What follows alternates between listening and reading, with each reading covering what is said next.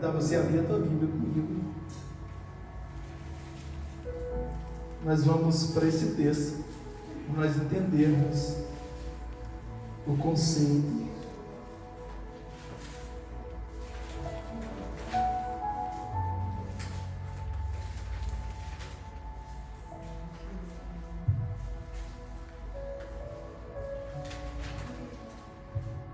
Êxodo capítulo de número 12.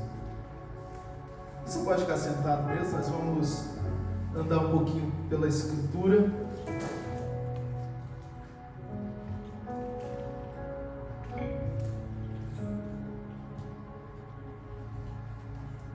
A instituição da Páscoa.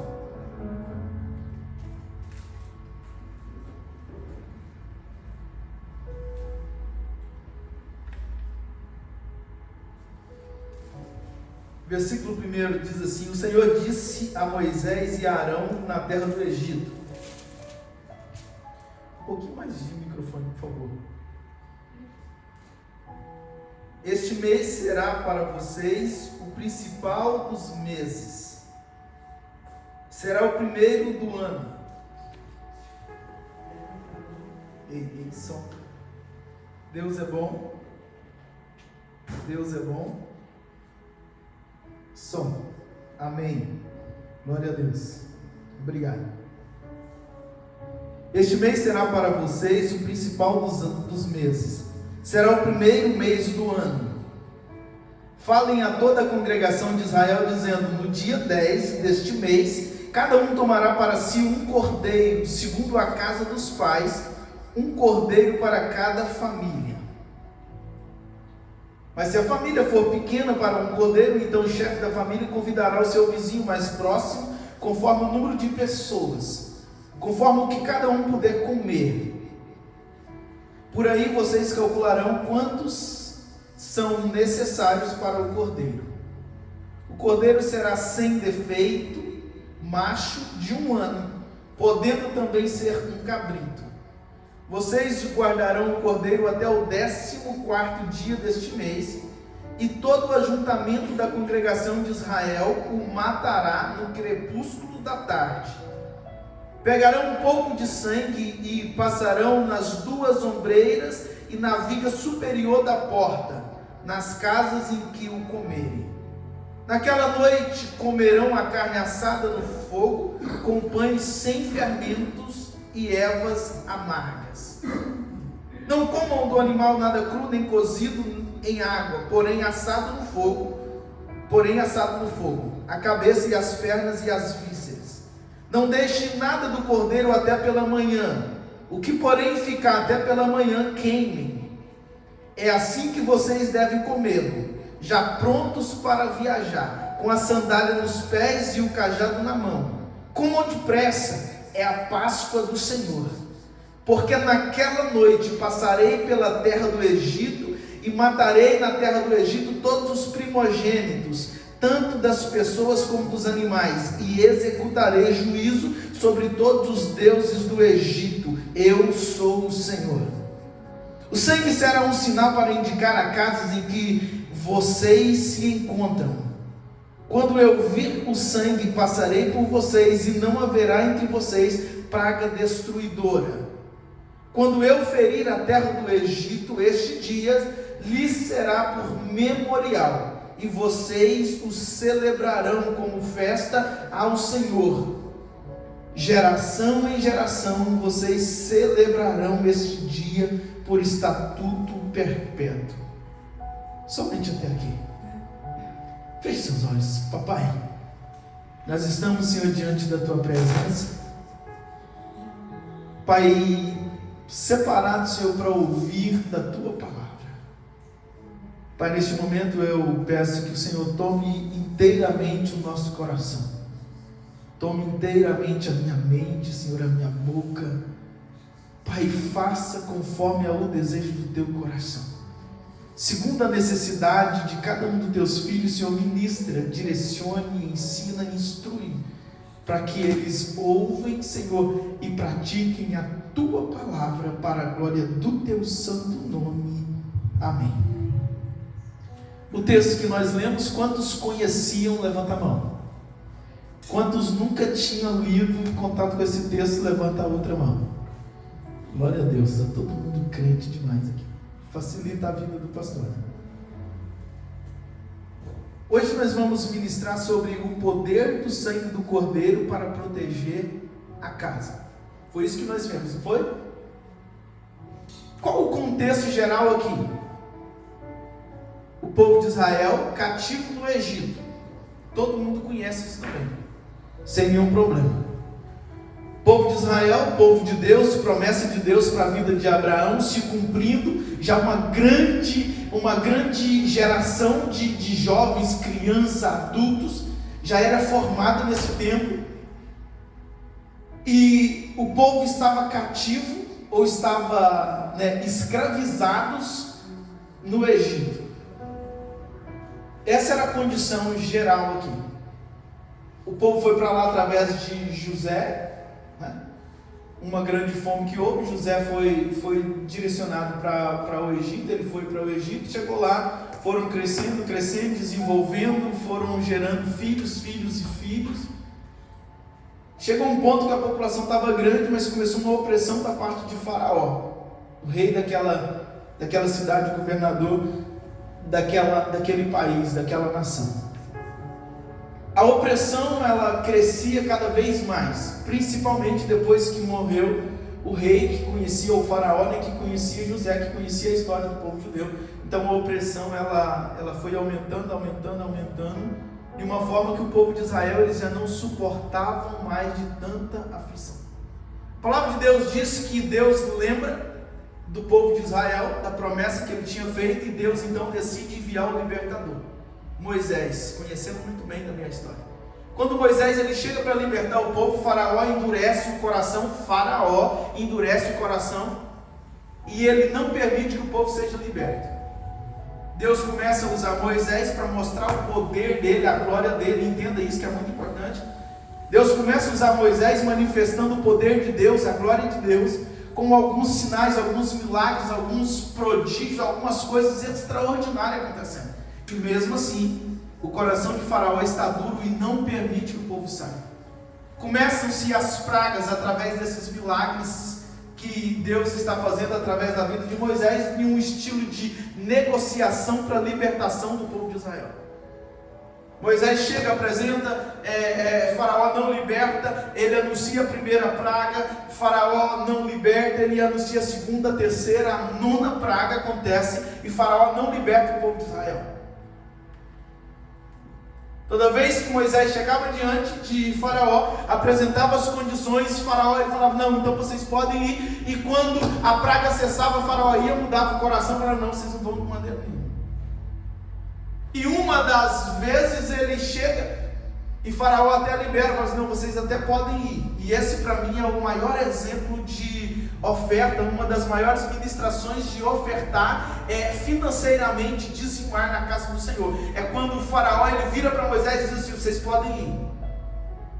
Vocês podem ir e ser libertos. Vocês só precisarão deixar todas as vossas riquezas, vossos gatos, as vossas ovelhas, vocês não podem levar.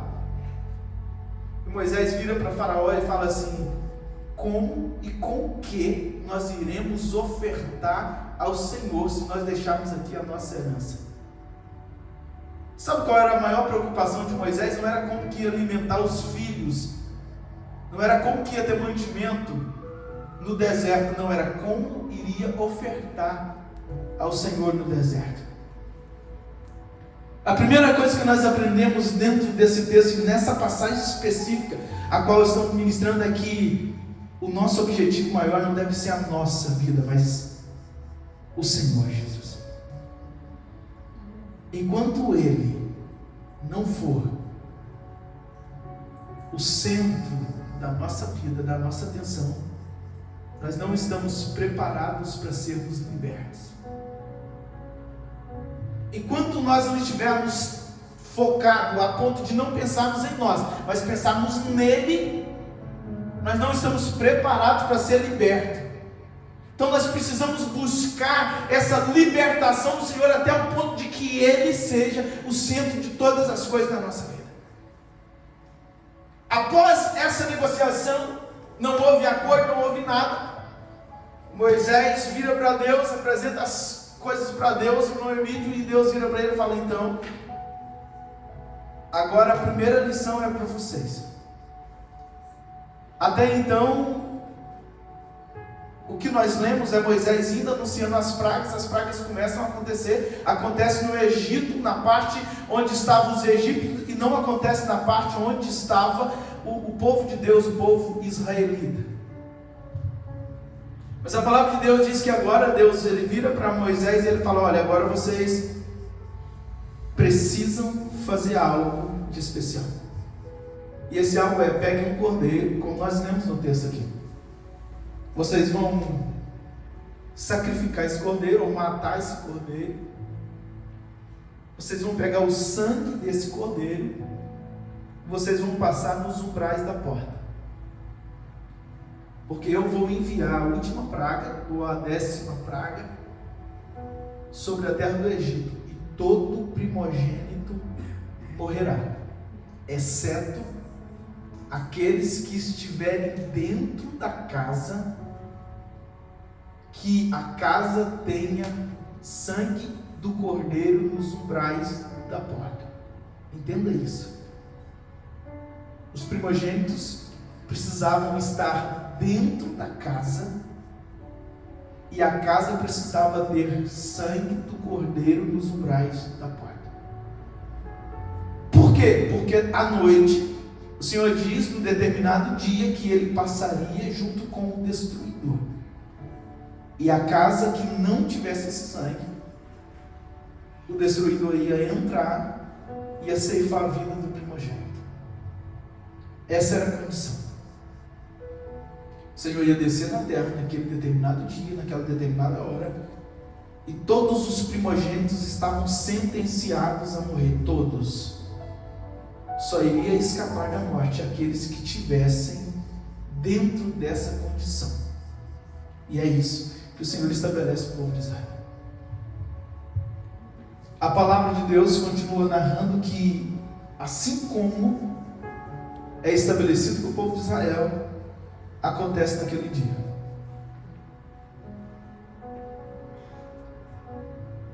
A sequência da história vai nos dizer que a libertação do povo de Israel, ela acontece com os egípcios expulsando ou implorando para que eles saiam rápido da terra deles. Até então não podiam ir. Até então era uma negociação, isso daquilo. Mas nessa altura não. Nessa altura é: vão e vão rápido, porque grande é a sentença que veio sobre nós. E nessa manhã nós vamos olhar para o poder e a gloriosa manifestação e proteção que está gerada sobre a nossa vida através do sangue do Cordeiro de Deus. Assim como o Senhor promete, a 10ª praga ela acontece. Há uma proteção para o povo de Israel, mas havia uma necessidade. A necessidade era estar dentro da casa que estivesse com sangue nos umbrais da porta. Até aqui é o contexto que nós precisamos entender. O povo cativo, não suportando mais a escravidão, desejando a libertação, um Deus manifestando a graça, o favor dele, cumprindo uma promessa dele, envia o libertador. As condições atuais é de um rei que não libera o povo de jeito nenhum. E agora Deus envia uma ação extraordinária com uma sentença. E a única forma de escapar dessa sentença, e o que eu quero chamar a tua atenção é a sentença. E a única forma de escapar dessa sentença era tendo o sangue do Cordeiro nos umbrais da porta. É isso que nós precisamos entender aqui. E agora nós vamos então olhar para aquilo que o Senhor deseja falar conosco nessa manhã. Isso foi o contexto. Isso foi o apanhado geral. E agora nós precisamos entender o que nós temos a ver com isso. O apóstolo Paulo vai falar em Coríntios que Jesus, ele é o nosso Cordeiro Pascal, o Cordeiro da Páscoa. Se a Páscoa fala exatamente do êxodo, do dia da libertação do povo de Israel, por que quando nós perguntamos aqui, a maior parte dos irmãos lembra da ressurreição de Cristo Jesus? Porque esse Cordeiro Pascal, isso que aconteceu com a nação de Israel, remetia-nos a um simbolismo do que aconteceria conosco num contexto geral de todo o ser humano, toda a raça humana, de tudo aquilo que deveria acontecer. Quando Deus ele fez a humanidade, qual era o propósito de Deus? Bastamos olhar em Gênesis, lá no início, qual era o relacionamento de Deus com o homem? O que Deus fez? Deus criou o homem, colocou dentro de um jardim perfeito, condições extraordinárias, e toda variação do dia, Deus descia para poder conversar com Adão. Adão ali representando toda a humanidade.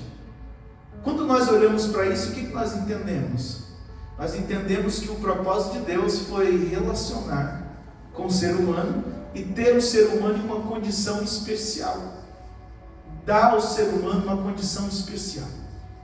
A palavra de Deus nos relata, e todos nós entendemos de forma muito clara isso, de que todas as dificuldades que o ser humano enfrenta, ela sucedeu após a queda do homem no jardim do Éden, e ele foi então expulso do lugar maravilhoso e perfeito que Deus tinha preparado por causa da sua condição de desobediência.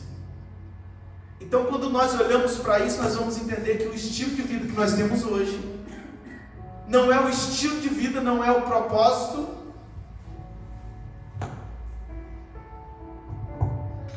não é o propósito perfeito pelo qual Deus nos criou para sermos e para vivermos. Quando nós olhamos lá para o jardim do Éden, nós conseguimos entender qual seria a forma perfeita de viver nessa terra, de viver o propósito de Deus. O propósito perfeito era o que? Então nós gozamos de todas as bênçãos e privilégios do Senhor e temos um relacionamento pessoal, direto com Deus. Agora, a partir da queda do jardim do Éden, nós não podemos mais ter esse tipo de relacionamento. Isaías, capítulo de número 59, versículo 1, vai me dizer que a mão do Senhor não está encolhida para que não possa salvar, nem os seus ouvidos agravados para que não possa ouvir. Em outras palavras, o Deus ele não está mais, não está proibido, ou não tem condições mais de ter um relacionamento com o ser humano. Não é isso que está acontecendo. O que o profeta Isaías está dizendo é o seguinte: Deus ele não está mais impotente, não pode mais ter um relacionamento com o ser humano. Deus ele continua onipotente, onisciente e poderoso o suficiente para poder relacionar com o ser humano. As condições continuam a mesma da parte de Deus. Mas o versículo de número 2 vai nos dizer: mas o vosso pecado faz separação entre vós e ele. Em outras palavras, nós entendemos que aquele relacionamento perfeito lá do jardim do Éden, no início da criação de Deus, não é por causa de Deus, é por causa de nós. É por causa da desobediência. Não é que Deus mudou, não é que Deus encolheu a mão, não é que Deus fugiu da presença do homem, não, mas é que não há mais essa possibilidade por causa do pecado. Mas o vosso pecado, o nosso pecado, ele faz separação entre nós e Deus.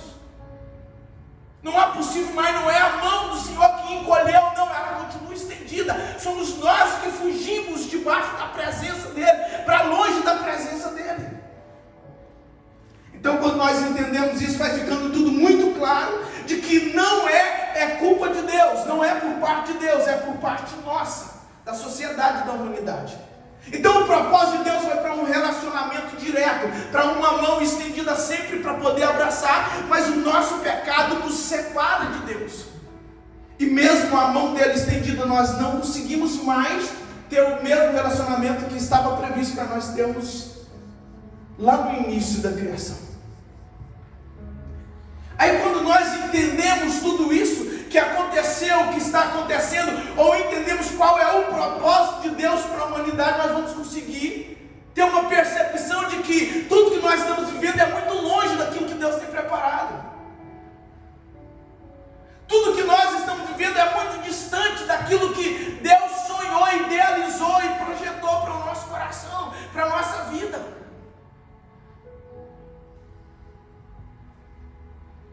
Por causa da desobediência, nós perdemos a condição de filhos, a condição de amados, a condição de povo santo, de geração eleita.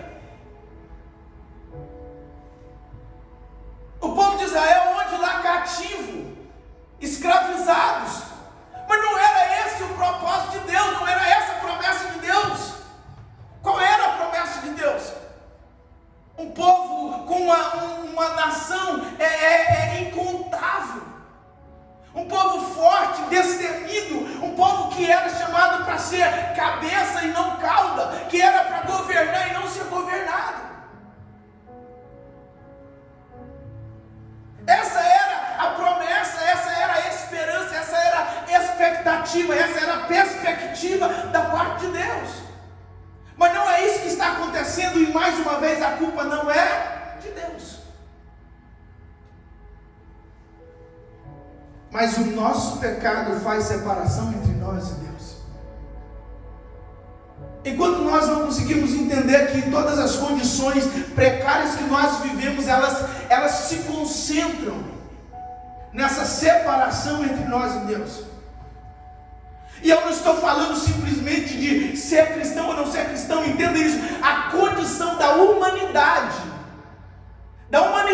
no total, no contexto geral, da nossa terra, dos governos, desse mundo descontrolado, que nós vemos claramente que está caminhando para o fim. Elas se concentram unicamente, de uma forma muito clara, muito direta, na separação entre nós e Deus. Porque se não houvesse a separação, seria tudo perfeito, como era para ser no Jardim do Éden. Como era para Deus ter prazer de acordo de toda tarde, descer e bater um papo com você. Mas agora o nosso pecado, o pecado da humanidade, nos separou dessa condição de perfeição diante de Deus. E é aqui que nós precisamos entender e concentrar, porque se nós não entendermos, não nos concentrar nessa ideia, nós não vamos conseguir entender o significado do Cordeiro. Nós não vamos conseguir entender o significado da Páscoa. Nós não vamos conseguir entender o significado tão precioso que existe no sacrifício poderoso de Jesus.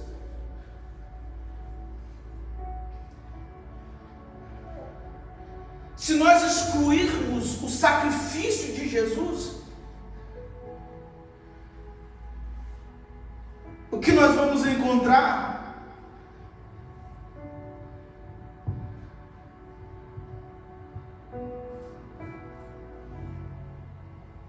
é uma humanidade toda sentenciada a uma condenação. Nós lemos em Romanos, capítulo de número 5, capítulo de número 3, versículo de número 23, até o versículo de número 25, um entendimento muito claro de que todos pecaram, e por causa desse pecado, destituídos estão da glória de Deus. O pecado, ele traz uma destituição. O pecado tira-nos a condição. Sabe o que muitos ateus eles tentam pegar na tecla para poder dizer: se Deus criou o homem, Deus tem tanto poder, por que o homem vive numa situação tão precária?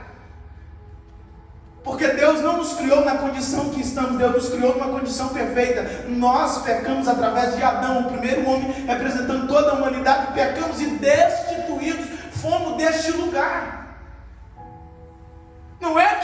Deus não fez perfeito, é nós que saímos do plano da perfeição. Não é que Deus não fez de maneira correta, é nós que deixamos esse lugar perfeito, a forma correta de viver. Nós precisamos concentrar nisso para entender por que tanta precariedade no mundo, por que tanta desigualdade, por que tanta injustiça, por que tanta prostituição, por que tanta abominação, por que tanto sofrimento, por que tanta angústia. Porque não estamos no lugar que éramos para estar. Foi nós que saímos. Foi nós que tomamos a decisão de sair. Foi nós que tomamos por iniciativa de sair. Sempre quando falo nesse tema, eu lembro de uma entrevista que fizeram, se não me engano, para Hillary Clinton, nos Estados Unidos, a filha do antigo presidente alguma coisa Clinton, Bill Clinton, exatamente. Perguntaram para ela se Deus verdadeiramente existe. Por que crianças são mortas dentro de escola por outras crianças que entram armadas e disparam tiro para todo lado, matando as crianças? A resposta dela foi tão sábia, tão direcionada por Deus. Segundo a matéria que eu li, ela virou e disse assim: porque nós tiramos Deus da escola. Havia um tempo que orávamos para as crianças começarem a estudar. É muito chato a oração, isso, nós somos um país leigo, temos que tirar isso. Tiraram o ensino religioso, tiraram Deus da escola e depois quer que Deus intervenha. Sabe qual é o erro da humanidade? É tirar Deus do controle. Se nós saímos da condição de que Ele governa, não podemos cobrar um governo perfeito.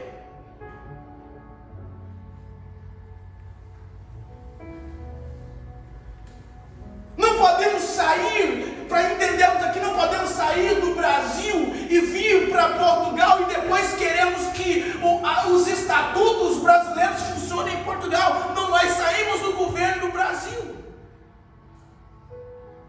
Não podemos sair de um governo de uma nação e depois querer que esse mesmo governo seja estabelecido, esse mesmo estatuto, dessas legislações sejam exercidos em outro. Sabe, se nós saímos debaixo do plano perfeito de Deus, não podemos cobrar perfeição nesse plano. É essa a condição.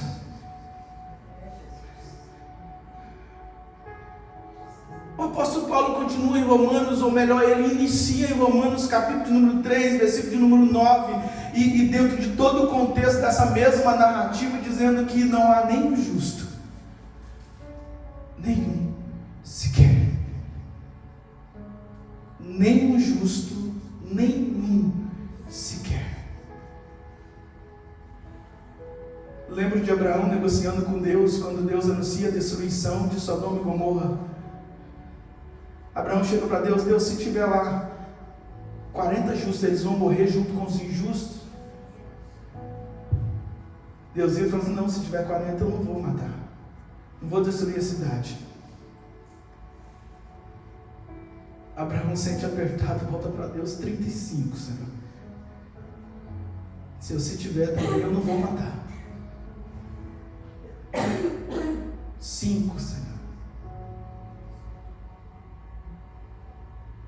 Sabe, o sentimento de Abraão deve ser o nosso sentimento. Tipo, não há ninguém que possa defender. Não há ninguém que possa defender um estatuto de justiça perfeita, porque não há nenhum justo sequer. Todos contaminados pelo pecado e separados de Deus. É a nossa condição.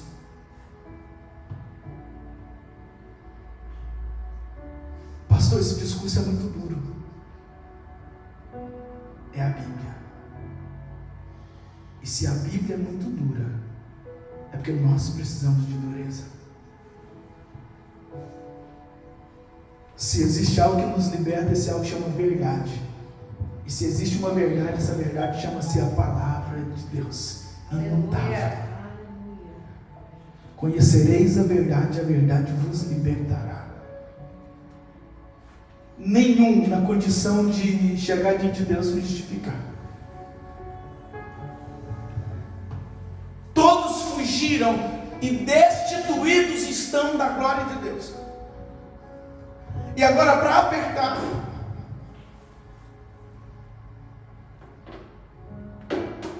a palavra de Deus nos narra de que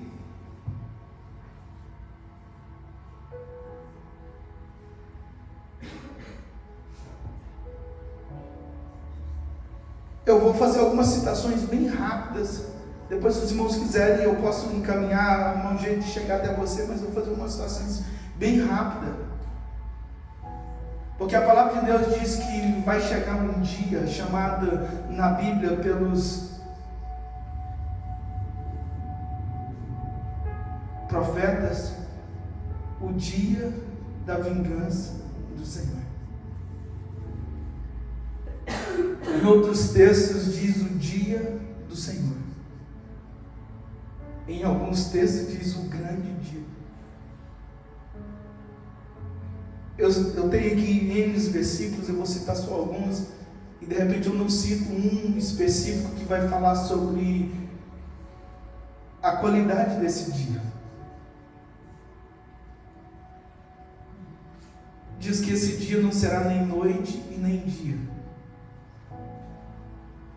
Será turvo, será nebuloso, será escuro, será um dia indefinido.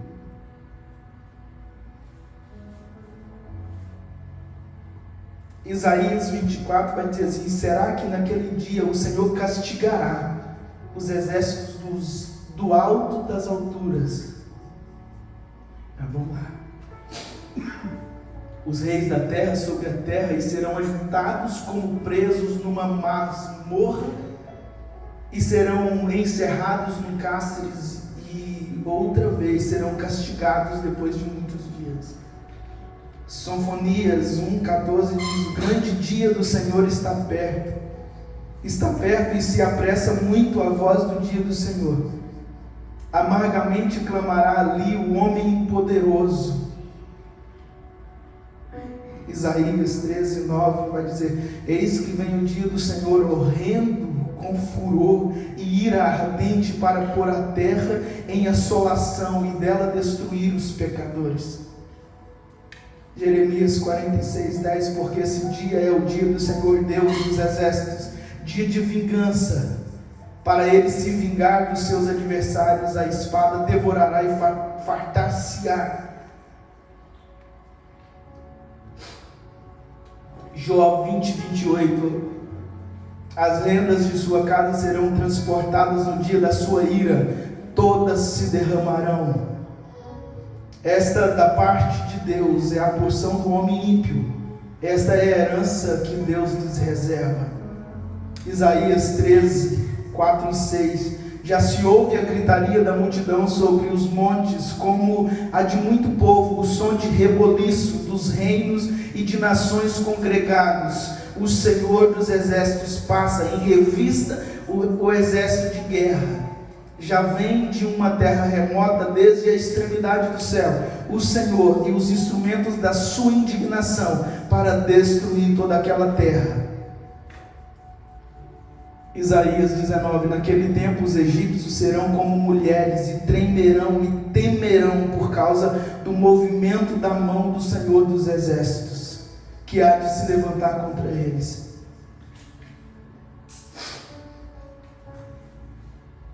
Ezequiel 30, versículo 3 e 4: porque está perto o dia, sim, está perto o dia do Senhor, dia nublado.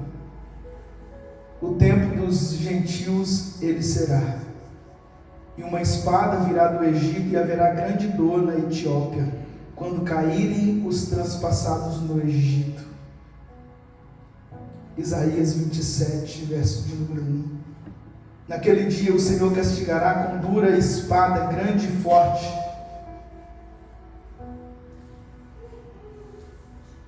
Romanos Romanos 2,16, no dia em que Deus há de julgar os segredos dos homens por Jesus Cristo, segundo o meu Evangelho. Para a gente encerrar, Apocalipse capítulo 6, versículo 15 ao 17. E os reis da terra, e os grandes, e os ricos, e os tribunos, e os poderosos, e todo servo, e todo livre, se esconderam nas cavernas e nas rochas das montanhas, e diziam aos montes e aos rochedos: caia sobre nós, e esconde-nos do rosto daquele que está assentado sobre o trono e da ira do Cordeiro, porque é vindo o grande dia da sua ira, e quem poderá subsistir?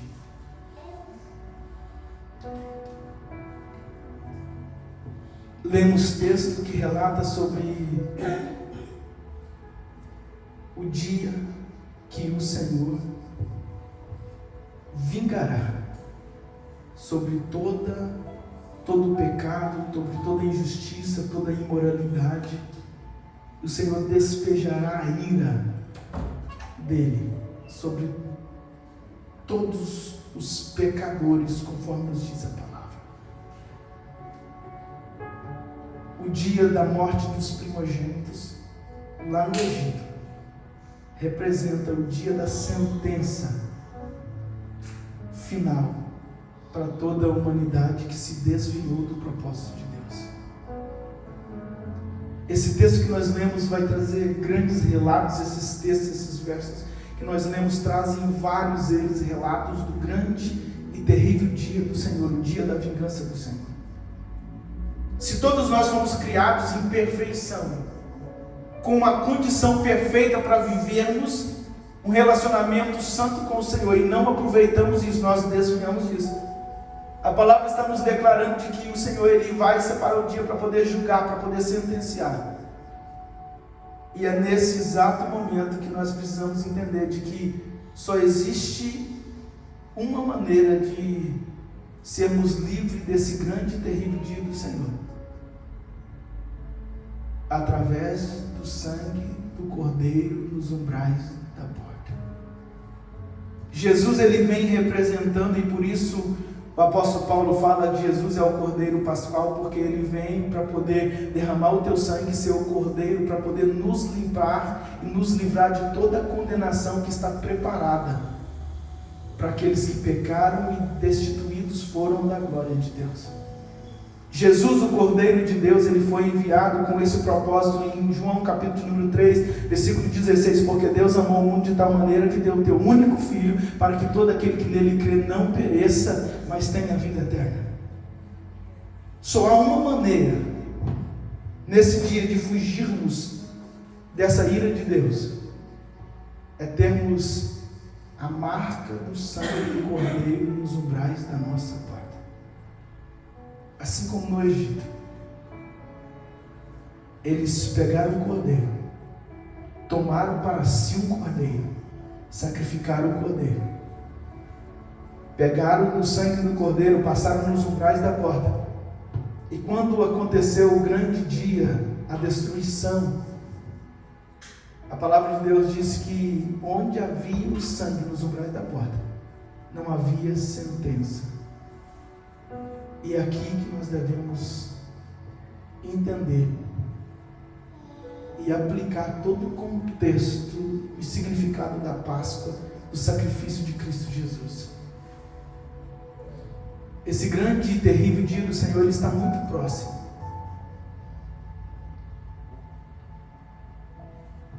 E quando ele chegar, nós temos que entender que diante de Deus, como nós vemos vários textos, todos nós estamos numa condição de nada perante Deus, toda a humanidade. Agora a única diferença será quando Deus for aplicar esse grande dia, quando Deus descer para aplicar essa grande vingança, será para aqueles que tiverem a marca do sangue do Cordeiro nos umbrais da porta. E a pergunta é: como está a tua vida com Deus nesse sentido? Você já reconheceu Jesus como o Cordeiro de Deus? Você já reconheceu Ele como o único suficiente para poder te fazer escapar desse dia da vingança de Deus? Você já entendeu que Jesus Ele é a única solução? E de que não há forma de nós fugirmos dessa ira de Deus, a não ser através do sacrifício precioso do nosso Senhor e Salvador Jesus?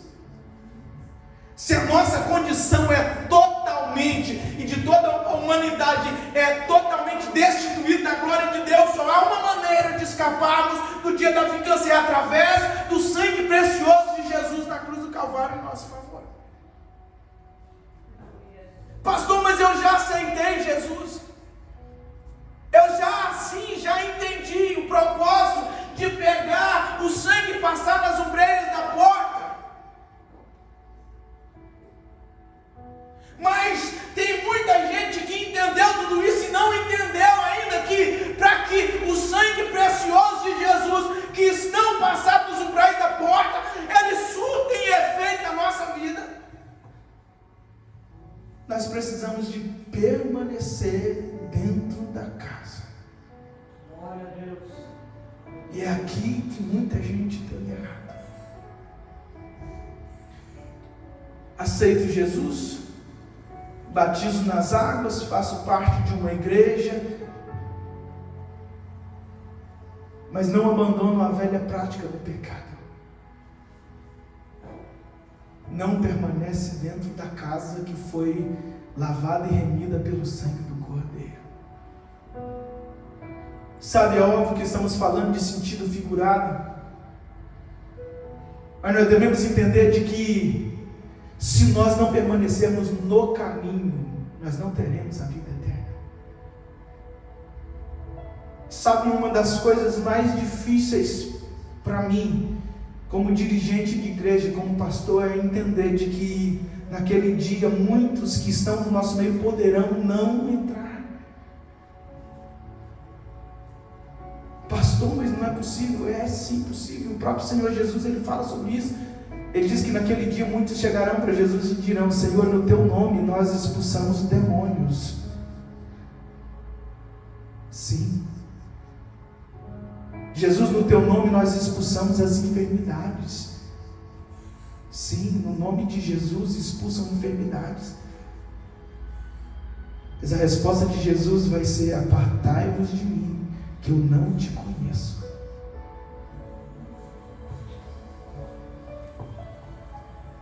Sabe, tem muita gente que não leva a sério a vida com Cristo. Sabe, o primeiro passo é aceitar Jesus como teu único e suficiente Salvador, é renunciar a um estilo de vida antigo, é negar-se a si mesmo, mas não é só em um dia, só uma vez, não, são todos os dias da nossa vida. Sabe, em nome de Jesus nós precisamos olhar para os ensinamentos de Jesus, para as ordenanças de Jesus, todos os dias da nossa vida, todo amanhecer nós precisamos de entender que se não for o sacrifício de Jesus, nós estaremos condenados novamente. Romanos capítulo de número 8, portanto agora nenhuma condenação há para os que estão em Cristo Jesus. Muita gente olha para esse versículo e começa a dar glória a Deus, aleluia, sem olhar para a segunda parte, que vai declarar que não andam mais segundo a carne, mas que andam segundo o Espírito. Não é pertencer a uma igreja, não é simplesmente ter aceitado Jesus e nunca mais. Não é andar a partir de então segundo o Espírito e não segundo a carne. Para esses nenhuma condenação há, para aqueles que estão em Cristo Jesus.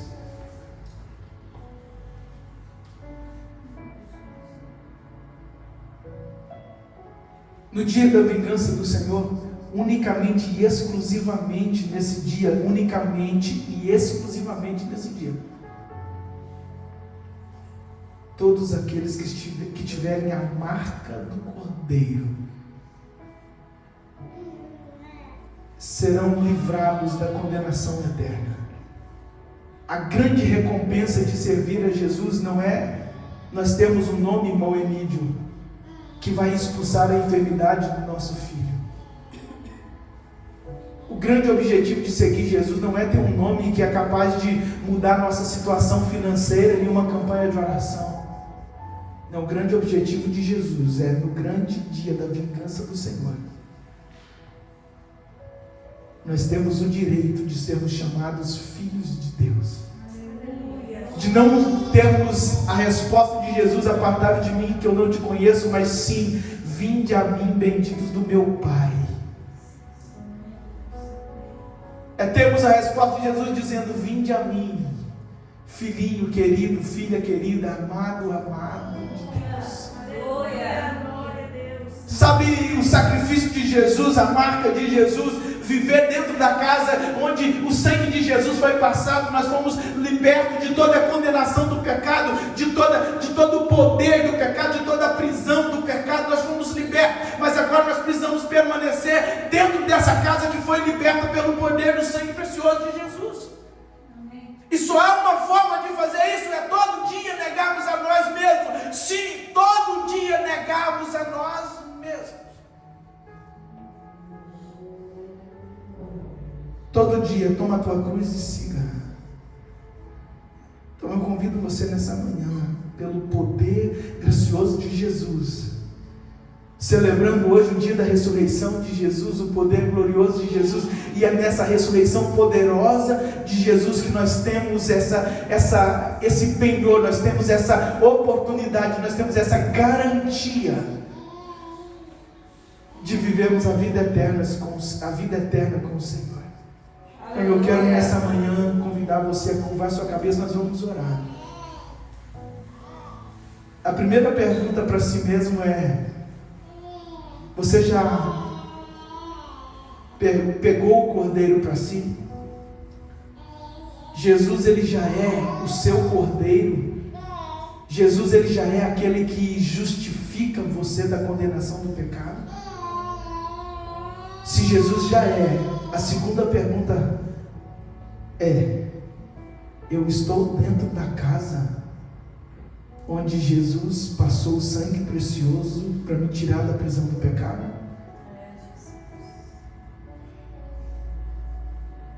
Pai, nessa manhã, Senhor, a primeira coisa que nós fazemos, Senhor, é te adorar e te agradecer, porque não havia condições, Senhor.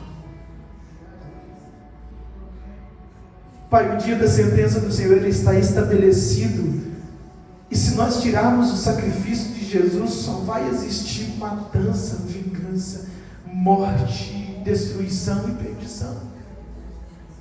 Senhor, então a primeira coisa que nós fazemos nessa manhã, Senhor, dentro dessa oração, é te exaltar, porque o teu sacrifício é uma porta. Senhor, nós te agradecemos porque o teu sacrifício é a única porta. Nós te agradecemos, Senhor, porque o teu sacrifício é o único caminho, Senhor, para nos tirar de uma sentença de condenação que todos nós estávamos sujeitos, Senhor. Pai, nós te louvamos pelo Senhor ter sido o Cordeiro, o Senhor ser o Cordeiro Pascal, aquele que morreu no nosso lugar, aquele que deu a vida no meu lugar. Nós te adoramos, Senhor, por isso, Senhor. Pai, te agradecemos também pelo Senhor ter nos alcançado, Senhor. Pai, aqueles que já foram alcançados pelo Senhor, Pai, nós oramos te agradecendo, mas nós pedimos misericórdia por aqueles que ainda não foram, Senhor, alcançados. Se existe alguém em nosso meio, Senhor, que ainda não entendeu a necessidade de Jesus, Pai, que nessa manhã o coração dele seja convencido pelo Senhor dessa necessidade de Jesus, o nosso Senhor e Salvador. Pai, eu oro, Senhor, nessa manhã, em nome de Jesus, por todos os corações que estão neste lugar. Aqueles que já aceitaram o sacrifício de Jesus, Senhor, eu oro para que eles permaneçam na casa. Senhor, eu sei que lá fora pode estar existindo grandes convites, Senhor, alguns bons, Senhor, ou dentro da casa pode estar existindo grande, Senhor, dificuldade. Senhor, e o convite pode ser para sairmos de dentro da casa. Senhor, mas eu oro nessa manhã, Senhor, para que a nossa visão ela não fique no momento, Senhor, a nossa visão ela foque no eterno. Senhor, eu oro para jovens, Senhor, que para ficarem dentro de casa lutando, Senhor, contra os desejos, Senhor, sexuais, Senhor, sem cair em pecado, Senhor, em prostituição, em fornicação, Senhor. Deus, de repente está sendo muito difícil permanecer dentro de casa. Eu oro, Senhor, para aqueles que precisam liberar perdão, Senhor, e dentro de casa está sendo muito difícil, Senhor, o coração deles liberarem, Senhor, esse perdão. E o convite é: sai de dentro da casa, porque dentro da casa tem que perdoar, mas fora da casa você pode ficar, você pode ir lá e pagar o mesmo preço, com a mesma moeda, mas dentro da casa, Senhor, é que teremos a vida eterna, e é dentro da casa que nós precisamos ficar, Pai. Eu oro, Senhor, para aqueles, Senhor, que estão, Senhor, enfrentando as maiores dificuldades, Senhor, Pai, as maiores aflições, Pai, os maiores combates, Senhor, com a carne, Senhor, todos os dias, os conflitos que parecem intermináveis, Senhor, eu oro para esses serem revestidos pelo poder do Teu Espírito Santo, mas não saírem de dentro da casa. Senhor, eu oro para que hoje seja firmados os nossos pés, Senhor, em Ti, Senhor, e que todas, Senhor, as setas do inferno, todos os convites, Senhor, do inferno, Pai, eles não tenham o poder de nos arrastar para fora da casa, porque o grande dia do Senhor está perto. Oh, Senhor, só há proteção para aqueles que estão dentro da casa. As casas que estão com o sangue do Cordeiro nos umbrais, onde rege, Senhor, não mais a lei do dono da casa, mas a lei do Cordeiro, porque o Cordeiro morreu no lugar do dono da casa. E o Espírito nos constrange: se um morreu por todos, logo todos deveriam estar mortos. E aqueles que vivem já não vivem mais para si, mas vivem para o Cordeiro que morreu por eles. E agora a lei da casa é a lei do Cordeiro. O que rege são as verdades do Cordeiro. Não é mais o modo de ser que tínhamos, não, é o modo de Cristo ser. Oh, Espírito Santo de Deus, não é mais como éramos, não é mais o nosso jeito, não é mais o nosso ímpeto de vingança, não, é as ordenanças do nosso Senhor e Salvador Jesus Cristo, porque não vivemos mais para nós, mas vivemos para o Senhor. Por isso o Espírito Santo de Deus nos ajude a ficar dentro da casa, a não sairmos por nada, Senhor, por nada, Senhor, não sairmos por nada, Senhor, mas ficarmos dentro da casa. Não sairmos por nada, Senhor, mas ficarmos dentro da casa. Oh, Espírito Santo de Deus, é o que nós oramos, Senhor, nessa manhã. Pai, eu oro, Senhor, te louvando porque o Senhor é bom, porque a tua misericórdia dura para sempre. Senhor, eu oro também porque, Senhor, te louvando porque o Senhor é um Deus de justiça. O Senhor não tolera a injustiça. O Senhor, o injusto, o ímpio, não permanecerá para sempre. Na congregação dos justos, o Senhor estabelecerá juízo, Senhor. E nós te louvamos pelo teu justo juízo, Senhor. Pai, nós oramos pelo teu justo juízo, Senhor. Pai, e damos, Senhor, total liberdade, Senhor, para que o Senhor exerça o juízo. Oh, Senhor, e em nome de Jesus, Pai, assim seja feita a tua vontade. Pai, que o nosso coração seja guardado no Senhor. Pai, assim eu oro, Pai, em nome de Jesus, para que os nossos pés, Senhor, estejam firmados dentro da casa. E a casa, Senhor, que tem o sangue do Cordeiro dos umbrais da paz. Em nome de nosso Senhor e Salvador Jesus, assim eu oro. E você que concorda diz: